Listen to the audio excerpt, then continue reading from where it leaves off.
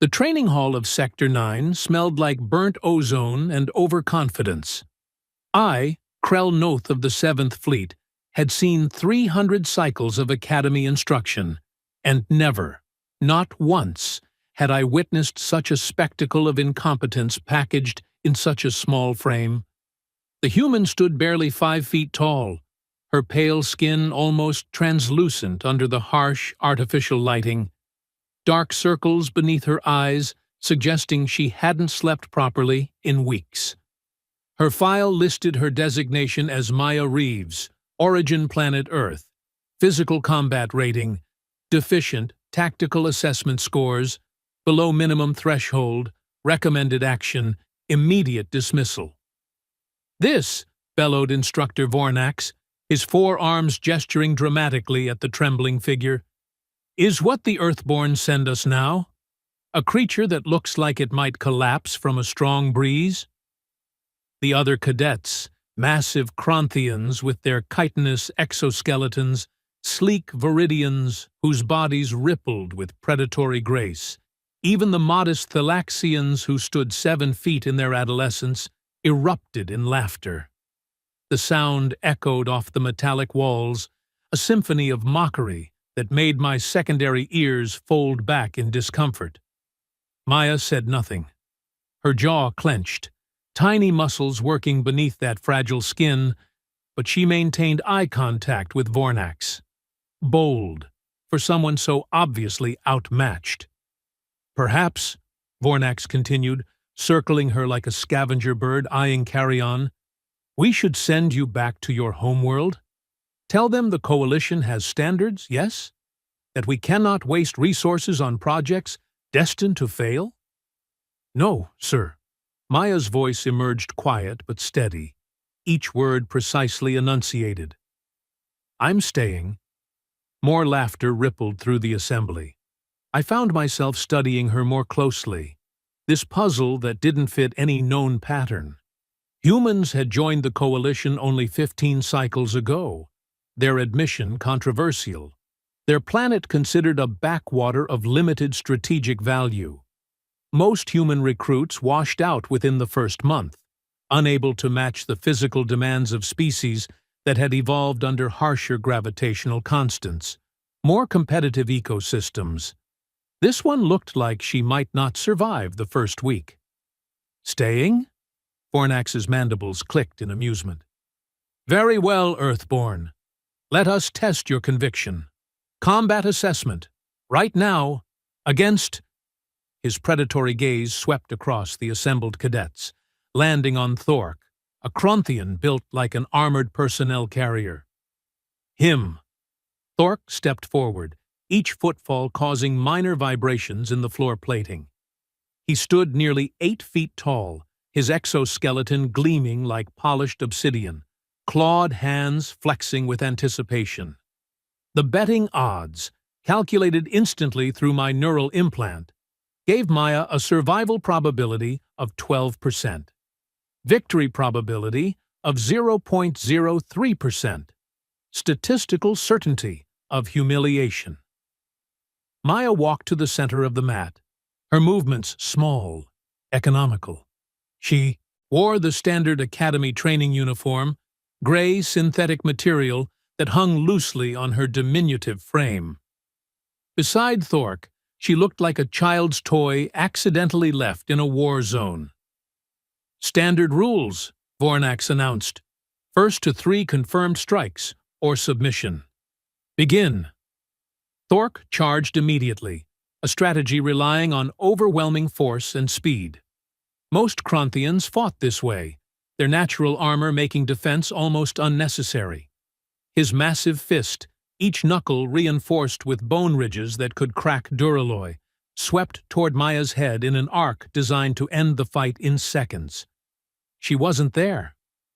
The movement happened so quickly, my primary eyes struggled to track it. Maya had dropped, rolled, come up behind Thork's lead leg.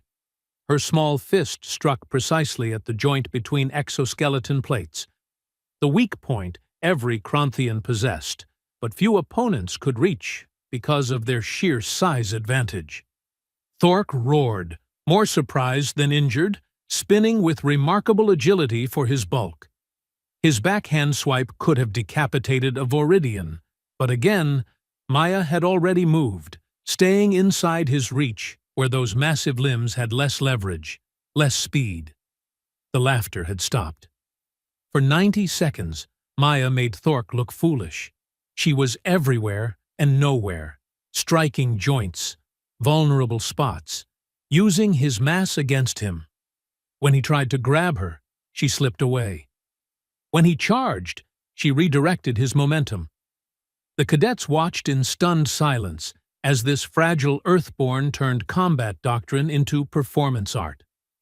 Then Thork adapted. He stopped trying to hit her directly, and instead slammed both fists into the mat, creating a shockwave that knocked Maya off balance. Before she could recover, his tail, thick as my torso, swept her legs. She hit the ground hard, the impact driving air from her lungs in an audible gasp. Thork was on her instantly, one massive hand pinning both her arms, his weight crushing her into the mat. "Submit, Earthborn," he growled, not unkindly. "You fought well, but biology has limits."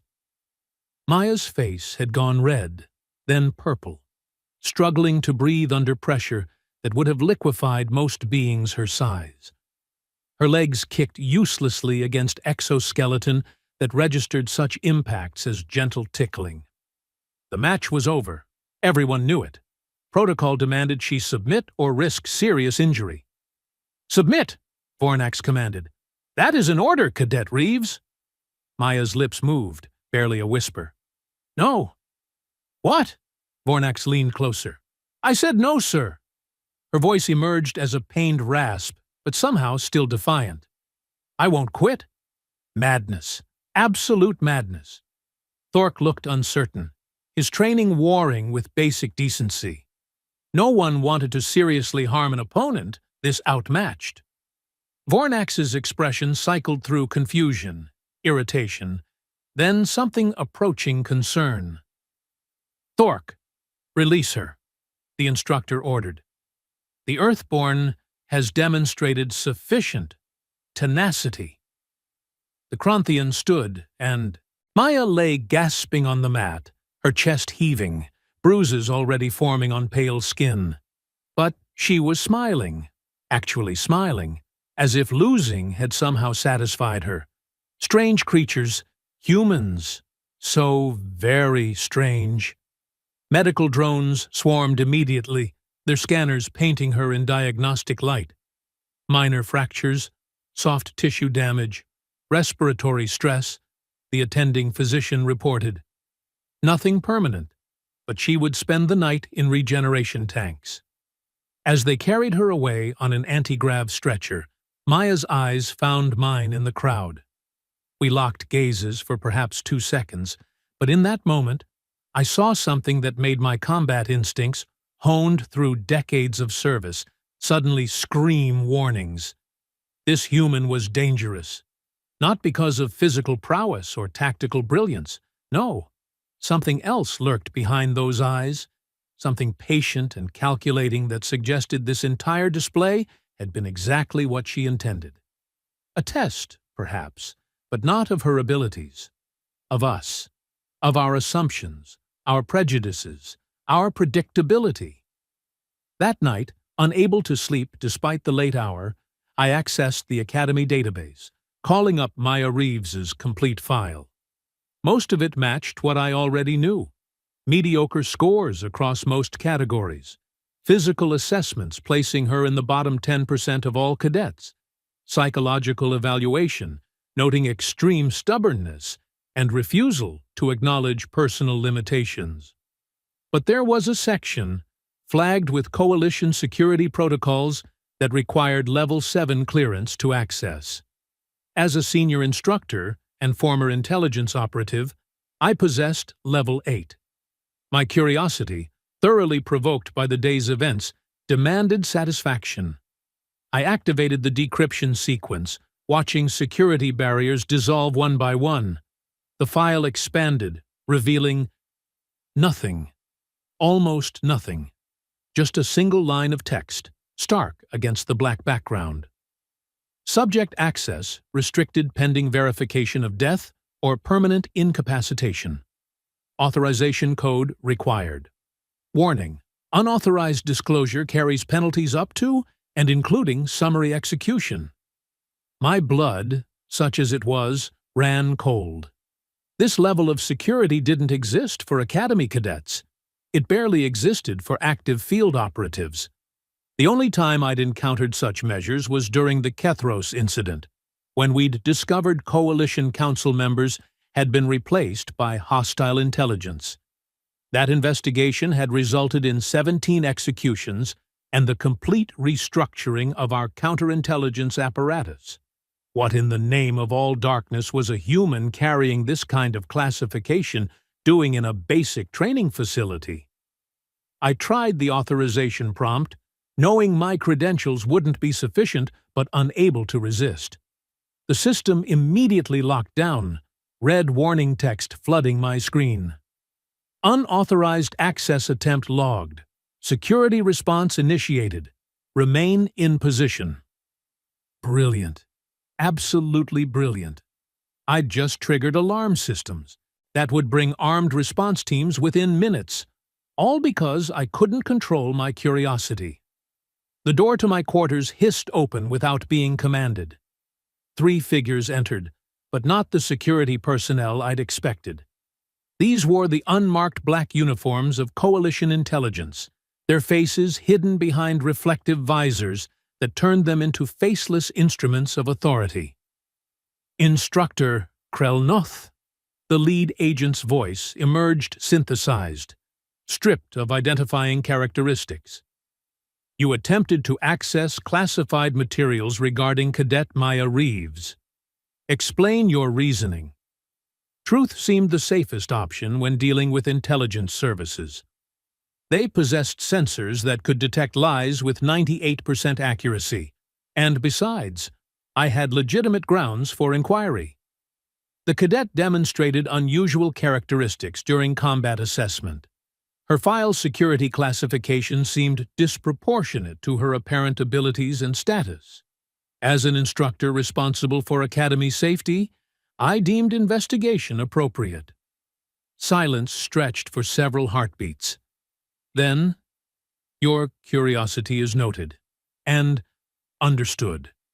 However, you will cease all further investigation into Cadet Reeves's background. You will treat her as any other student.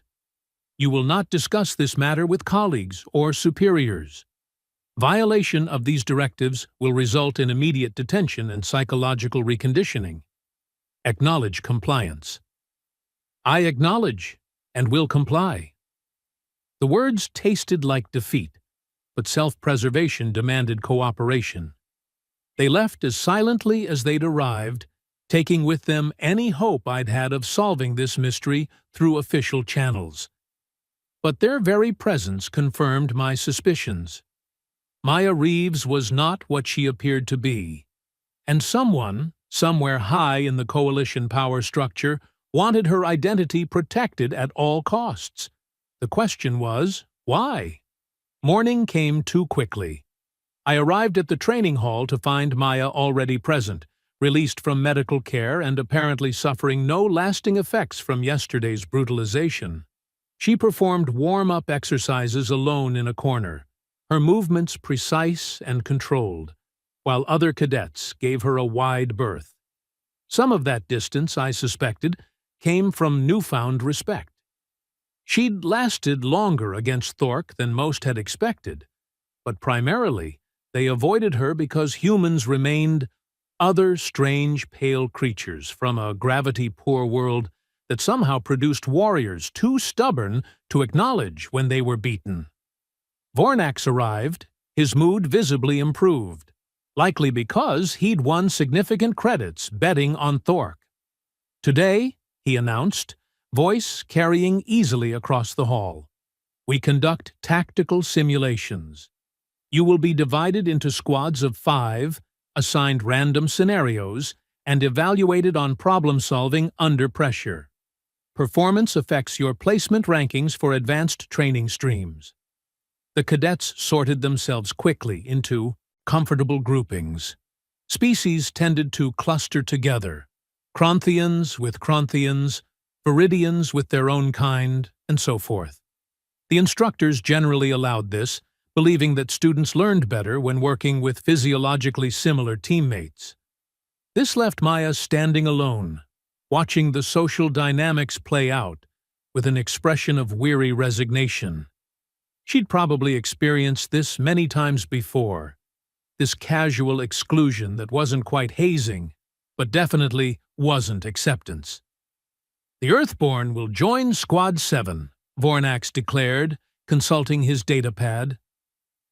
Squad 7 consisted of 4 Thalaxians, tall and elegant, who exchanged glances that clearly communicated their displeasure at being saddled with dead weight.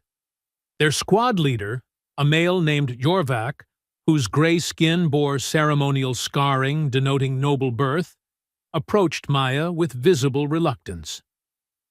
"Try not to get in our way, human. We're ranked 3rd overall. We don't need you dragging down our scores." "Understood," Maya replied quietly. No anger, no defensiveness, just flat acknowledgement. The simulation chambers were coalition standard, holographic environments capable of replicating everything from peaceful negotiations to full-scale planetary invasions. Squad 7 drew Scenario Delta 17, hostile boarding action aboard a damaged freighter, objective to secure the engineering section before reactor destabilization resulted in catastrophic explosion. Time limit, 12 minutes. I observed through the monitoring suite, watching multiple squads simultaneously while maintaining special attention on Squad 7. The Thalaxians moved with practiced coordination, their natural telepathic abilities allowing seamless tactical communication. Maya trailed behind, her shorter legs forcing her to jog while they walked. Her assigned weapon, a standard plasma rifle, looking comically oversized in her small hands. The freighter's corridors were narrow, poorly lit, smoke from electrical fires reducing visibility. Enemy combatants, simulated but dangerous within the holographic parameters, defended choke points with overlapping fields of fire. Squad 7's initial assault ran into immediate resistance, energy bolts tearing through the air in brilliant streams of lethal light. Yorvak directed his team with competent efficiency, using standard coalition doctrine. Suppress enemy position. Flank with superior mobility. Overwhelm through coordinated assault. It should have worked. Against most defenders, it would have worked. These enemies fought differently, using hit-and-run tactics, refusing to hold positions long enough to be flanked, falling back through the ship's maintenance tunnels and service ducts. Unconventional, frustrating, and alarmingly effective. Squad 7's advance stalled completely, pinned down in a junction with 3 access corridors, each offering equal probability of ambush. 8 minutes remaining. "We're wasting time," one Thalaxian hissed, his frustration bleeding through their telepathic link strongly enough that monitoring equipment registered the emotional spike. "Just pick a route." "All routes are compromised," Yorvak snapped back. "We push forward blindly. We lose team members. We lose team members. We fail the scenario." 7 minutes. Maya had remained silent throughout, crouched behind a structural support beam, her eyes constantly moving, assessing. Now she spoke, her voice barely audible above simulated combat noise. "The service ducts." "What?" Yorvak didn't even look at her. "They're using the service ducts for rapid repositioning. That's why standard flanking doesn't work. They're moving through the infrastructure, not the corridors." "Brilliant observation, Earthborn." Yorvak's sarcasm could have stripped paint. "Unfortunately, we're too large to fit in service ducts. Unlike humans, We evolved on worlds with actual predators. Maya's jaw tightened, but her voice remained level. You can't fit. I can. Give me 3 minutes. I'll flush them into your firing lanes. 6 minutes remaining. Yorvak hesitated, combat doctrine warring with pride. Accepting help from the weakest team member would be admitting his strategy had failed. But the chronometer showed brutal reality. They were running out of time, and traditional approaches weren't working. Fine, he growled. 3 minutes. Then we advance, regardless. Maya moved before he finished speaking, dropping her oversized plasma rifle and pulling a compact sidearm from her equipment harness. She located a maintenance access panel, pried it open with surprising strength, and disappeared into darkness that would have terrified most species. Humans, I reflected, had evolved as endurance hunters on plains where predators could see them coming from miles away. They'd survived not through strength or speed, but through sheer stubborn persistence and willingness to go where other creatures couldn't or wouldn't follow. The monitoring display showed Maya's progress through thermal imaging, her small form crawling through spaces barely wide enough to allow passage. She moved quickly, efficiently, showing no hesitation despite the claustrophobic environment. Within 90 seconds, she'd positioned herself above the enemy strongpoint, a ventilation shaft that offered clear line of sight to their defensive position.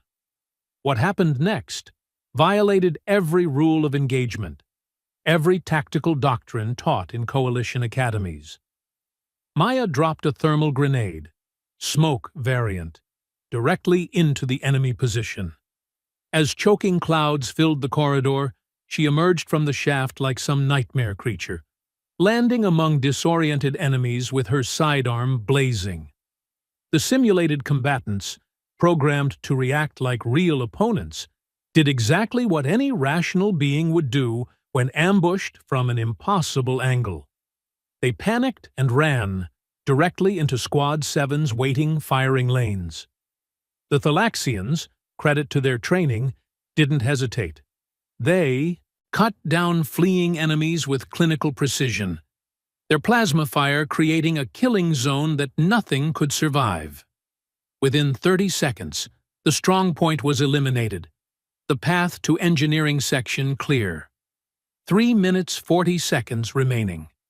Squad 7 reached the objective with time to spare, securing the reactor controls and completing the scenario well within parameters. Their score would rank among the top 5 performances of the day. But none of them celebrated. They stood in shocked silence, staring at Maya, who had rejoined them looking slightly singed and significantly pleased with herself. Yorvak's expression cycled through confusion, admiration, and something approaching fear.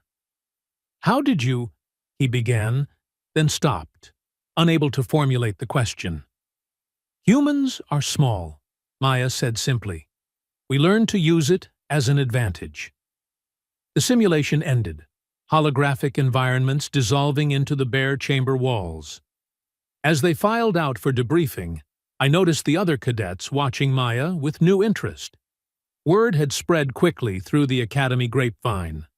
The weak Earthborn had just solved a scenario that had stumped multiple high-ranked squads. Vornax conducted the after-action review with visible confusion, his prepared lecture about proper tactical fundamentals rendered irrelevant by Maya's completely improper but undeniably effective approach. He settled for grudging acknowledgement. Unconventional, but successful. Squad 7 advances to competitive tier. That evening, I violated my agreement with Coalition Intelligence. Not overtly, nothing that would trigger their monitoring systems, but through careful observation and logical deduction. If I couldn't access Maya's classified files directly, perhaps I could understand her through her actions, her choices, the small details that revealed character better than any official record. She ate alone in the cafeteria, consuming food with mechanical efficiency, no pleasure, just fuel intake. She studied training materials long after other cadets had retired, her quarters lights visible from the observation deck until deep into the night cycle. She volunteered for additional physical conditioning despite already meeting minimum requirements, pushing her inadequate human physiology to its absolute limits. This wasn't the behavior of someone trying to survive academy. This was someone on a mission, someone driven by purposes that transcended personal advancement or glory-seeking. On the 5th day, everything changed. An emergency alert shrieked through the academy, the specific tone that indicated not a drill but actual crisis. All instructors reported immediately to Command Center, where Admiral Thelkvor, station commander, addressed us with an expression of barely controlled fury. 15 minutes ago, the freighter Merchant's Hope transmitted a distress signal from Sector 14. Pirates, well armed and organized, have seized the vessel and its crew of 72 civilians. They're demanding ransom and safe passage, threatening to execute hostages if we attempt military intervention. Standard procedure called for deployment of our rapid response team, elite operators trained specifically for hostage rescue.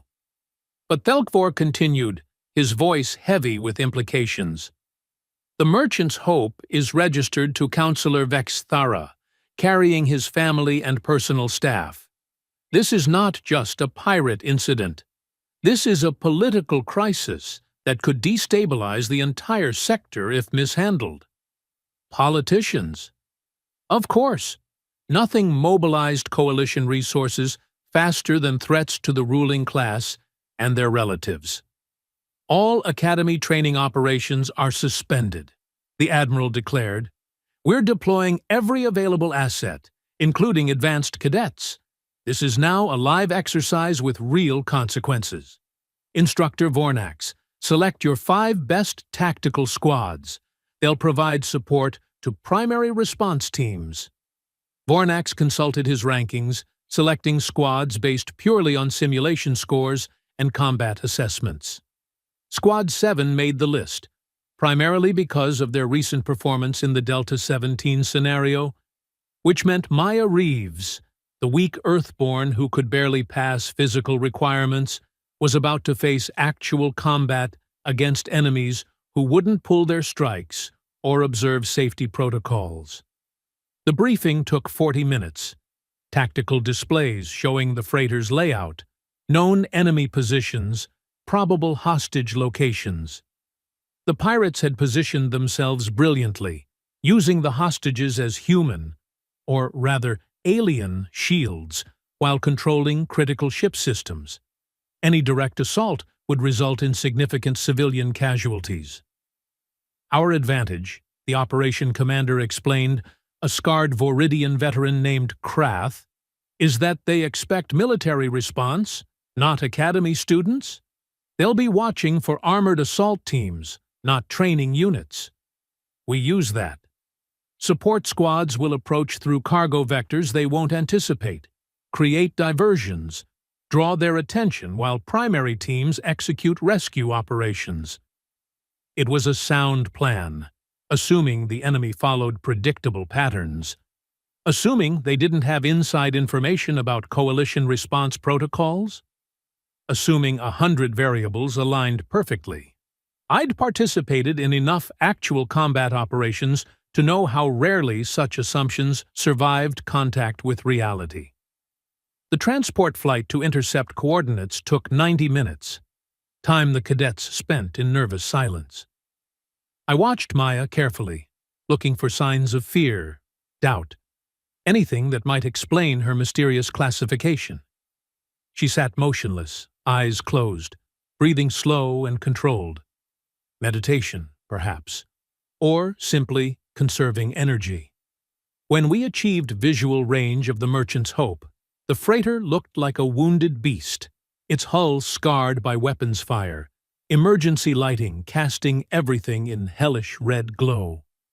Our approach would use boarding pods, small craft designed to latch onto hull surfaces and cut through to interior spaces. Squad 7 drew a vector targeting the cargo bay, theoretically undefended but offering direct access to lower decks, where hostages were reportedly held. As they boarded their pod, Yorvak pulled Maya aside, his earlier contempt replaced by something approaching respect. "Listen, human. What you did in the simulation was impressive, but this is real. People die here. If you're scared, if you can't handle it, tell me now. No shame in recognizing limitations." Maya met his gaze steadily. "I appreciate the concern, Yorvak, but I'm exactly where I need to be." The words carried weight, layers of meaning that suggested this moment represented something more than just another training exercise. This was why she'd endured mockery, why she'd accepted brutal physical punishment, why she'd pushed beyond reasonable limits despite her obvious physical disadvantages. This was the mission. The boarding pod hit the freighter's hull with a metallic shriek that rattled my teeth. Magnetic clamps engaged, cutting torches flared to life, and within 40 seconds, we'd burned through 2 inches of duralloy plating. Squad 7 dropped into the cargo bay first, weapons raised, senses alert for ambush. Silence greeted them. Empty crates, scattered equipment, shadows that danced in flickering emergency lighting. But no enemies. Too easy. Far too easy. "Advance to Checkpoint Alpha," Krath's voice crackled through communications. "Primary teams are engaging hostiles on Deck 3. We need you to secure the auxiliary power grid. Cut off their control of life support systems." Yorvak signaled his team forward, moving through the cargo bay with textbook precision.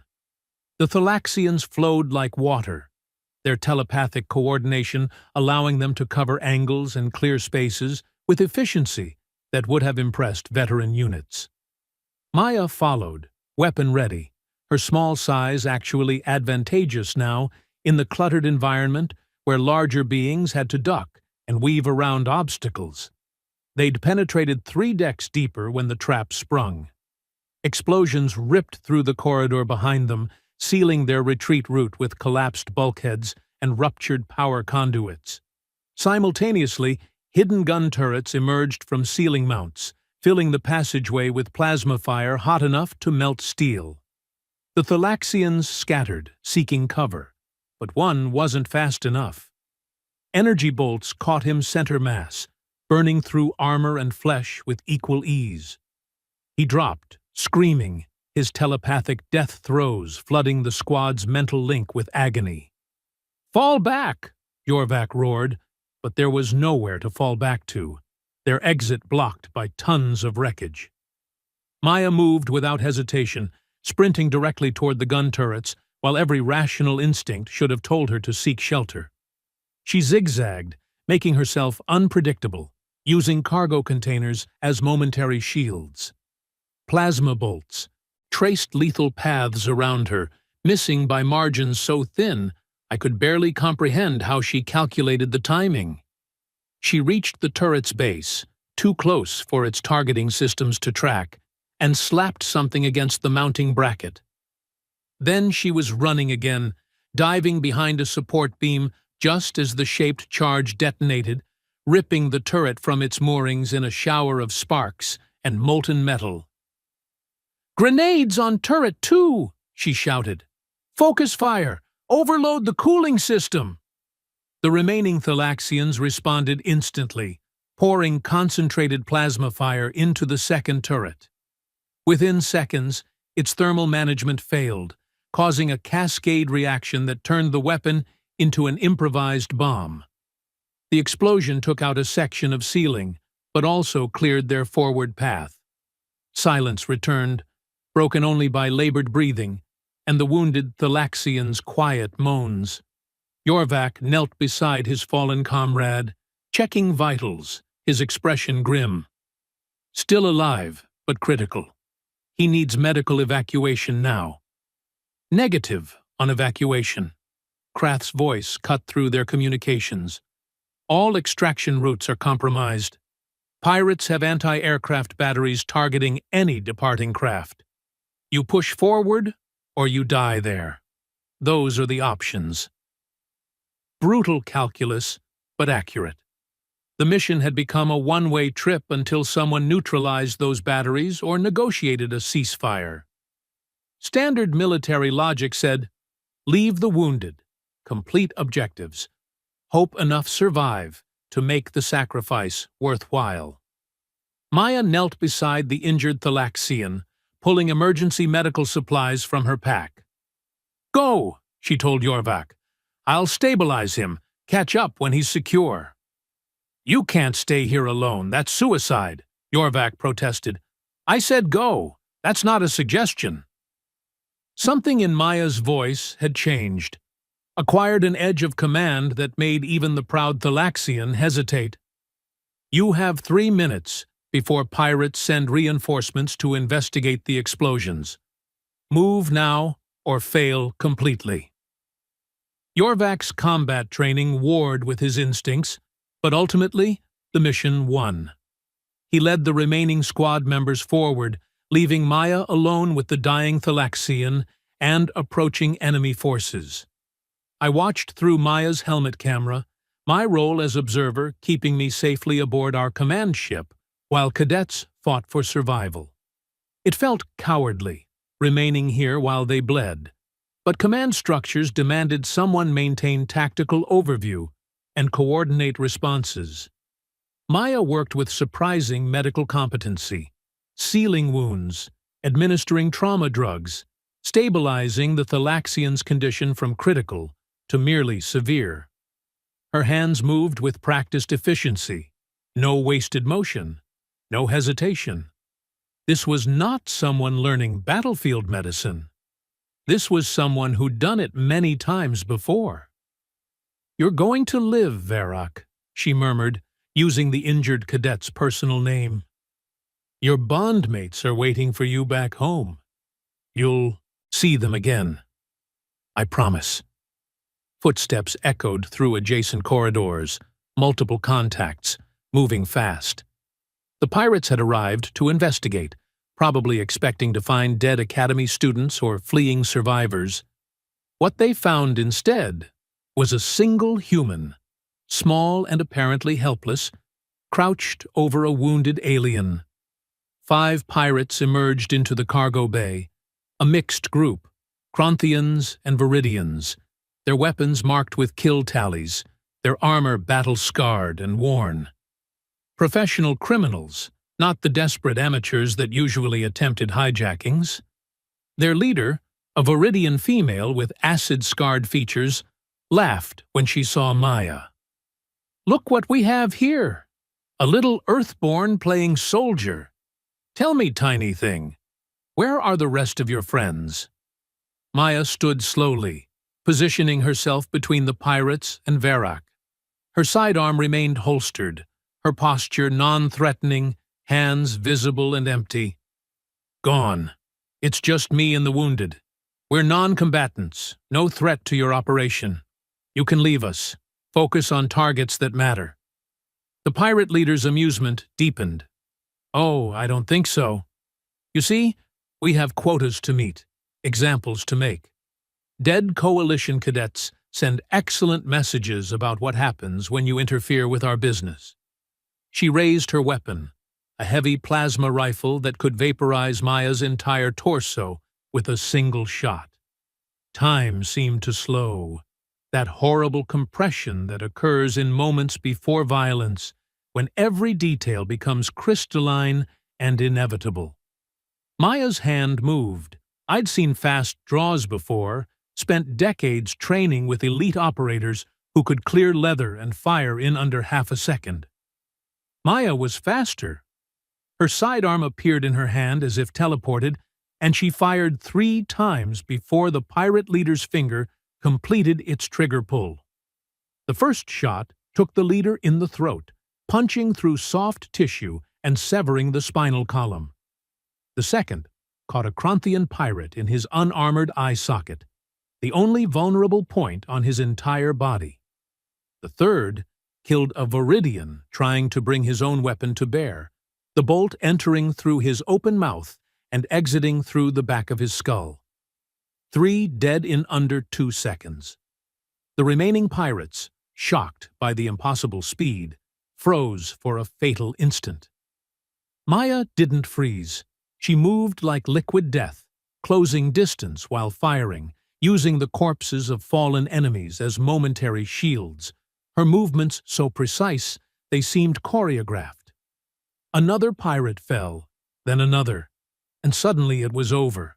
5 bodies cooling on the deck, and Maya standing alone, breathing hard, but uninjured. She checked each corpse methodically, ensuring no survivors, then returned to Varroc's side as if mass killing was simply another task requiring completion. "Still with me, Varroc?" she asked softly. The Thalaxian stared at her with all 4 eyes, his telepathic abilities probably picking up things that visual observation couldn't. "What are you?" he whispered. "Stubborn," Maya replied, reloading her weapon with practiced efficiency. "Very, very stubborn. Now stay quiet. Conserve strength. Help is coming." Through the tactical network, chaos reigned. The primary assault had met heavier resistance than anticipated, taking significant casualties, making minimal progress toward hostage locations. The pirates fought with coordination, suggesting military training, possibly former coalition soldiers turned mercenary. Our force was stalling, the operation teetering on the edge of catastrophic failure. And then Maya's voice cut through the communications chaos, calm and absolutely certain. "Commander Krath, this is Cadet Reeves. I've neutralized hostile forces in Cargo Sector 7. I have access to maintenance tunnels leading directly to the hostage location. Request permission to proceed independently." "Negative!" Krath's response came sharp and immediate. "You're a cadet, Reeves, not a tactical operator. Hold position and wait for reinforcement." "Sir, with respect, reinforcements won't arrive before the pirates execute hostages. I can reach them in 8 minutes through routes too small for their defenders to effectively guard. This is our best option." "I said negative, Cadet. That's a direct order." Silence stretched for 3 heartbeats. Then Maya spoke again, her voice carrying tones I'd never heard before, authority that transcended rank and hierarchy. "Commander, verify authorization code Omega 77 Delta. Execute now." What happened next violated every protocol, every chain of command principle that military organizations held sacred. The communications network paused, then priority override codes activated, the kind that only existed for the highest classification operations. Krath's voice returned, stripped of its earlier certainty, now containing equal parts confusion and fear. "Authorization confirmed. Cadet Reeves, you are cleared for independent operation. All units provide support as requested. Intelligence flagged. Do not interfere with subjects' operational decisions." The entire command structure had just inverted. Maya, the weakest cadet, the Earthborn everyone had mocked and dismissed, now possessed operational authority that superseded military commanders. Across the tactical network, I heard stunned silence as officers processed this impossible development. Maya didn't waste time explaining or gloating. She simply moved, pulling Varroc into a concealed position behind cargo containers, ensuring he'd survive until medical teams arrived. Then she disappeared into the maintenance tunnels, her helmet camera providing fragmentary glimpses of her progress through intestinal spaces never meant for travel. I finally understood the security classification, the armed intelligence agents, the warnings about unauthorized disclosure. Maya Reeves wasn't just a cadet. She was something else entirely. some kind of deep cover operative placed within the Academy for purposes I couldn't begin to guess. Her weakness, her struggles, her apparent inadequacy had all been carefully constructed fiction designed to avoid drawing attention. The instructors had laughed at the weak Earthborn. We'd dismissed her, patronized her, treated her as a charity case, representing Earth's marginal value to the Coalition. We'd been fools, dangerous, arrogant fools who'd mistaken the weapon for the target. Maya navigated the maintenance tunnels with eerie confidence, as if she'd memorized the freighter's entire layout. She bypassed security checkpoints, avoided patrol routes, moved through the ship's infrastructure like a ghost. Within 6 minutes, she'd reached a position directly above the compartment where hostages were held, a converted cargo hold now guarded by a dozen heavily armed pirates. "Hostages confirmed," she reported, her voice barely a whisper. 71 visible, 1 unaccounted for. Counselor Vexithara's family cluster is separated from the main group, probably being held for special leverage. 12 guards, alert and professional. Automated defenses at all entry points. Direct assault will result in mass casualties. "Can you wait for support?" Krath asked, though we all knew the answer. Negative. Pirates are preparing to execute 5 hostages in 4 minutes, demonstrating seriousness of their demands. If we wait, people die. "Then what do you propose?" Maya's response came cold and clinical. "I'm going to kill everyone who threatens civilians. Request all units create maximum noise and distraction in 60 seconds. Make them think the main assault is coming from Deck 4. Pull attention and resources away from this location." She didn't wait for acknowledgement, simply began her final approach. Through the ventilation shaft, she could see everything. The terrified hostages huddled together, the pirates standing watch with weapons ready. The improvised execution setup where 5 civilians knelt before a recording device, their deaths intended as propaganda, showing Coalition weakness. The distraction began right on schedule, explosions and weapons fire erupting across Deck 4, alarms shrieking, emergency lighting strobing. The pirates reacted exactly as predicted, half their force rushing toward the perceived threat, leaving only 6 to guard the hostages. Still too many for a direct assault. Still impossible odds. Maya dropped through a ceiling panel, landing behind the guard furthest from hostages. Her knife, some kind of monomolecular blade that could cut through duralloy, found his throat before he could shout warning. She dragged his body into shadows, took his rifle, and became something nightmares would envy. What followed wasn't combat. It was extermination. Maya moved through the compartment like inevitability itself. Each shot perfectly placed, each movement calculated to maximum efficiency. She used the environment brilliantly, shooting out lights to create darkness that confused enemies while her helmet's night vision kept her oriented. She exploited cover, angles, timing, turning every advantage into dead pirates. The hostages watched in terrified awe as this small human systematically dismantled their captors. Within 90 seconds, all 6 guards lay dead or dying, and Maya stood among them, weapon still raised, scanning for threats. "Hostages secured," she reported. "Casualties, 0, requesting immediate evacuation." But the operation wasn't finished. Pirates still controlled the ship's bridge and engineering sections, still threatened to destroy the vessel if demands weren't met. The main assault remained stalled, taking casualties, achieving nothing. Maya checked the hostages quickly, ensuring no hidden injuries, then addressed them directly. "I need information. The missing person from Counselor Vexithara's party. Where are they?" An elderly Viridian female, probably someone important based on her elaborate clothing, spoke with remarkable composure considering recent events. the counselor's eldest daughter, Syrinx. They took her separately, said she was insurance against treachery. She's on the bridge, we think, being held as final leverage.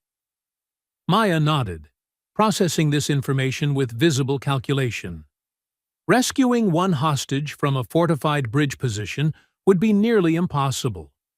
Doing it without getting that hostage killed would require either divine intervention or tactics, so unorthodox they defied classification. "Commander Krath," Maya spoke into communications, "I'm going after the remaining hostage. The bridge is the command center. We take that, we end this. Reeves, the bridge has 20 hostiles and hardened defenses. Even with your authorization, I can't endorse a suicide mission." "Not suicide, surgery. I'll need Squad 7 to create an opening on my signal. Have them ready to breach the port side airlock in exactly 12 minutes. Timing is critical." She was moving again before Krath could protest further, running through corridors with absolute confidence, heading toward the most heavily defended position on the entire ship. I wanted to scream at her to stop, to wait for proper support, to abandon this madness before it killed her. But something in her movements, her decisions, suggested she was operating from knowledge we didn't possess, playing a game with rules only she understood. Maya reached a junction near the bridge, taking cover behind a structural support. Through tactical displays, I watched Squad 7 positioning for their assault, while pirate forces concentrated on repelling our main attack. The freighter had become a chaotic battlefield, explosions and weapons fire echoing through every deck, smoke and blood painting everything in war's familiar palette. "Yorvak," Maya's voice emerged calm despite circumstances. "When you breach that airlock, you'll face immediate heavy resistance. Don't try to fight through it. Just make noise, draw their attention, make them commit forces to that vector. Can you do that?" "We can do it," Yorvak confirmed. His earlier contempt completely vanished. "But what will you be doing?" "Something stupid. Timing is critical. Execute in 10 seconds on my mark." Maya pulled something from her equipment harness, a device I didn't recognize, compact and unmarked. She attached it to the maintenance hatch, activated some kind of remote sequence, then began counting down. 3, 2, 1, mark! Squad 7's breach charge detonated, blowing the airlock open and filling that entire corridor with fire and fury. Pirates rushed toward the new threat, weapons blazing exactly as Maya had predicted. And in that moment, when every eye was focused elsewhere, she activated her device. The maintenance hatch exploded inward with shaped charges that were definitely not standard Academy equipment.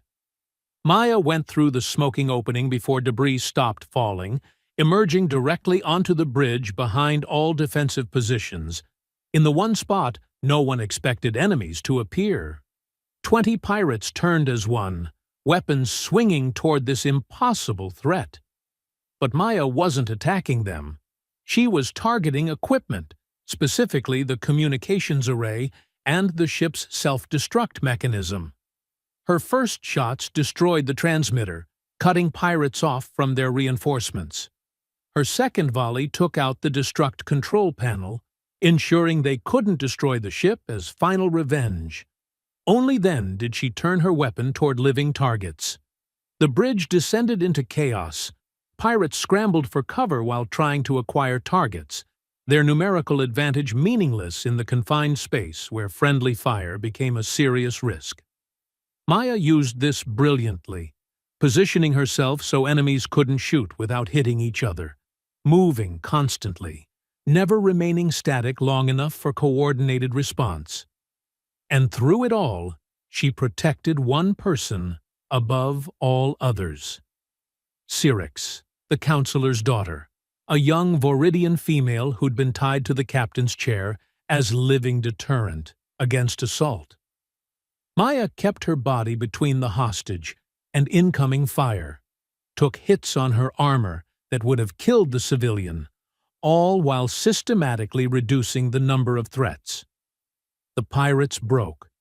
Not from casualties, though those mounted quickly, but from psychological pressure. They'd expected soft targets, frightened cadets, conventional tactics.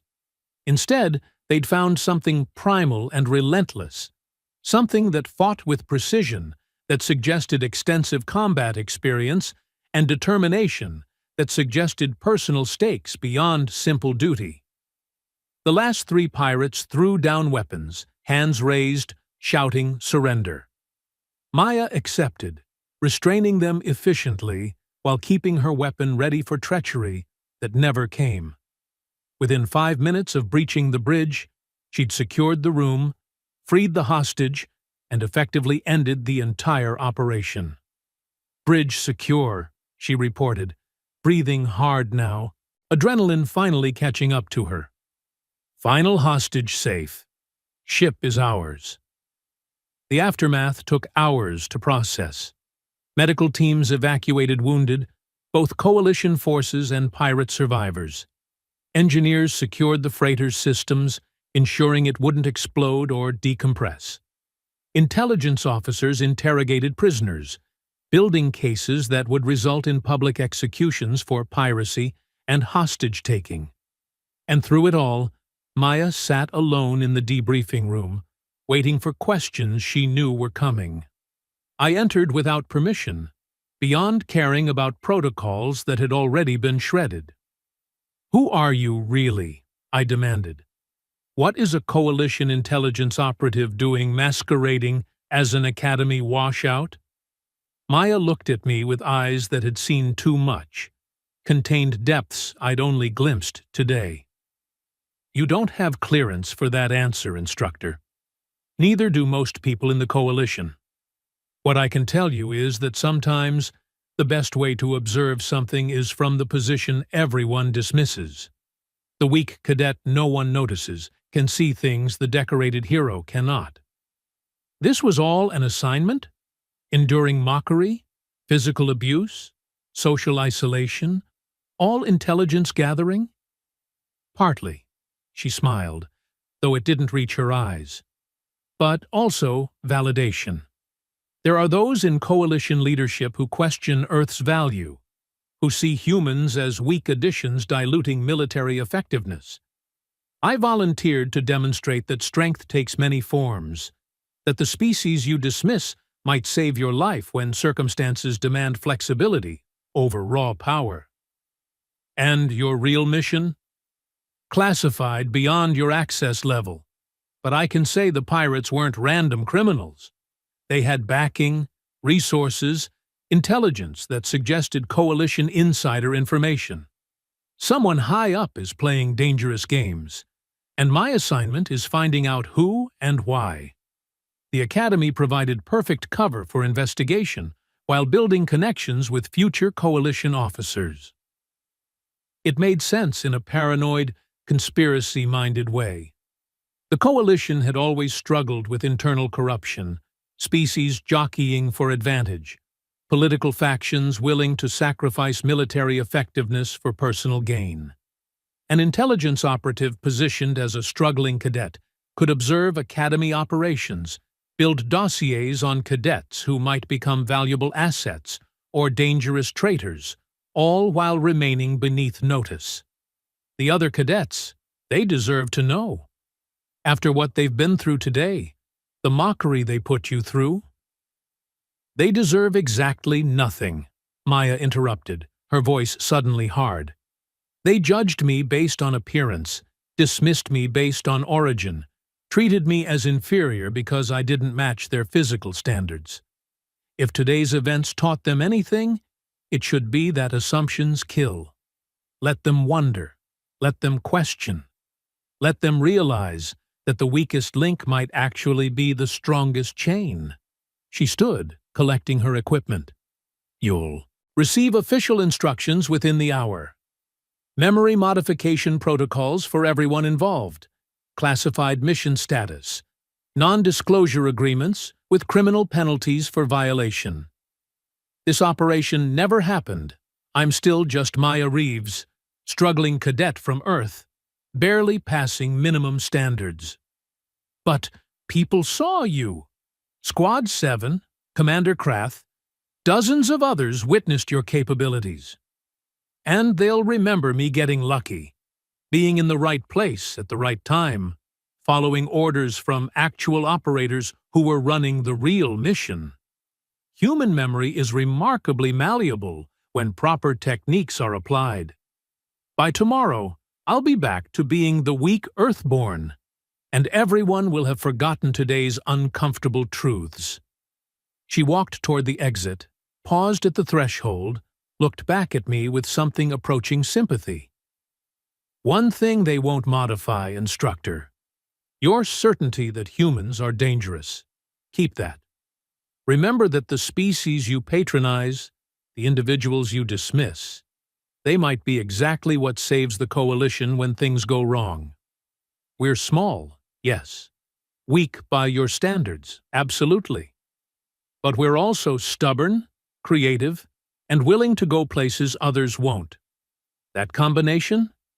That's terrifying if you're our enemy. That's invaluable if you're our ally. Then she was gone, disappearing into the corridor, leaving me alone with thoughts that would haunt my remaining service years. The official reports classified everything exactly as Maya predicted. Memory modification teams worked through everyone involved, softening details, redirecting credit, transforming Maya's solo operation into a coordinated effort by multiple teams. Squad 7 remembered her as competent but not exceptional, someone who'd survived through luck and following orders, rather than tactical brilliance and lethal efficiency. But Yorvak, the proud Thalaxian who'd initially dismissed her as dead weight, came to me 3 days later with questions burning in his eyes. Instructor Krelnoth, I need to know.